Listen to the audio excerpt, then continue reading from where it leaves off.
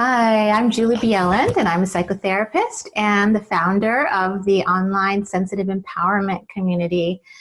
And I want to talk a little bit about this concept of what sensitivity really means and the positives of this trait. I specialize in the trait of high sensitivity that 20% of the population has. And one of the things that I hear over and over again is this concept that we are not enough, or we're too much, or we're too sensitive, or we need too much rest, or we're too overwhelmed.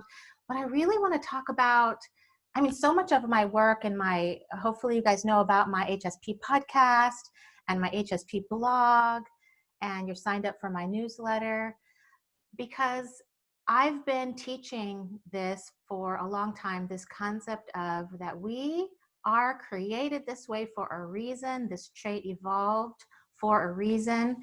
And just the other day, a family member of mine who's in their 20s contacted me and was saying that they were getting a lot of messages from their parents and other places that they were too shy, or they weren't pushy enough, or they didn't go and talk to new people enough, or whatever wasn't enough. But I really wanted to reassure them that, we do things differently. We have a lot more time that we spend internally processing a lot more information, a lot more data, and therefore we cannot compare ourselves to the 80% without this trait. And those of you who have taken my sensitivity quiz, if you've scored really high up there at the top like I have, you have even more challenges, but you have even more gifts. And I really want to teach people and have you understand that we cannot do things the same way that everybody else does them because we're different. We need to have more time internal. We need to have time that we are resting, and we need to have that every day. So we have these supercomputer brains, and superpowers is what I like to call them too, because what we are aware of, the information and data that we take in, is more than the majority of people. We read micro expressions and body language and energy changes and shifts and have a very strong intuitive ability. All of that takes extra processing. And we're meant to do that. We're meant to have time to process because we're deep thinkers, we're deep feelers, and we need those kinds of people in the world. But we can't force ourselves to be in situations that the rest of the chaotic world is living in. We have somehow gotten to this place where it's considered a good thing to be constantly busy and constantly stressed and doing. But in fact, we're losing out on really important parts of ourselves in the process, because if you haven't taken time to yourself for a while, you might not even know what it feels like to be in a place of stillness. But yet it is incredibly important that we do that on a daily basis. It's where I find my center. It's where my most creative flow comes from, is in that quiet place. And if I'm feeling overwhelmed and I'm starting to get irritable or anxious or really stressed, those are signals to me that I need to slow down and I need to become still. We have a process we have to go through where we need to rest and restore, but we first have to process. So we have to process everything we're taking in. Great way to do that is through journaling, talking to particular people in your life who are very supportive. And that's something we should be doing every day. Journaling is a great thing. Meditation, mindfulness. Our brains tend to attached to things that are negative. That's a negativity bias that the brain has. Everybody has that kind of a bias. And so we really need to pull up things on purpose that are positive and make you feel good, and pay attention to sensations and sensory experiences that actually feel really good.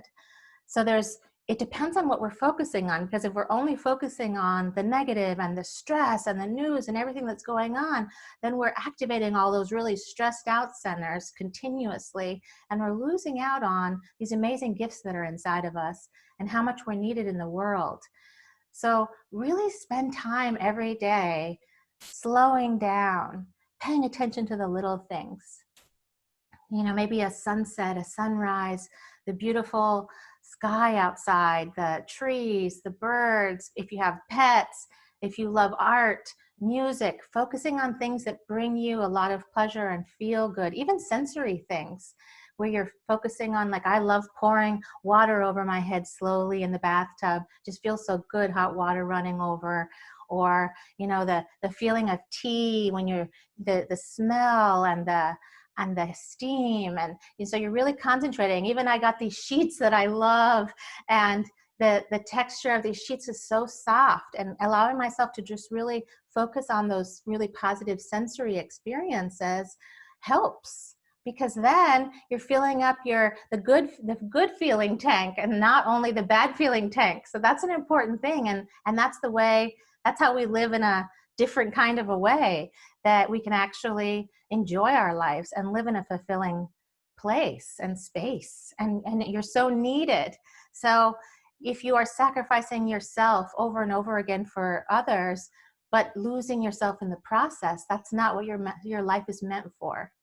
We need you thriving in the world and stepping into leadership roles and so many things. I mean, HSPs can be such amazing leaders, thoughtful, you know, full of empathy and intuition, and really good at organizing teams and knowing where somebody's strengths are. I mean, we really need more HSPs in leadership roles too.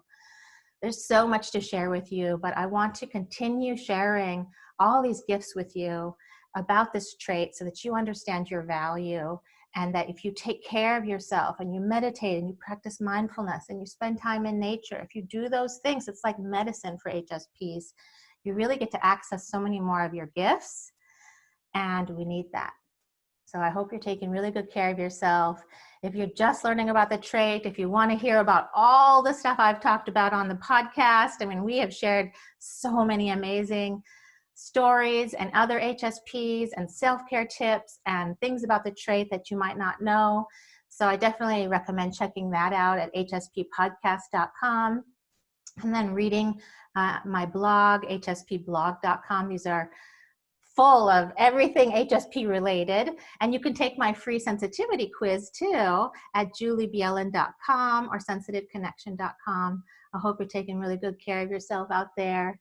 We need you thriving.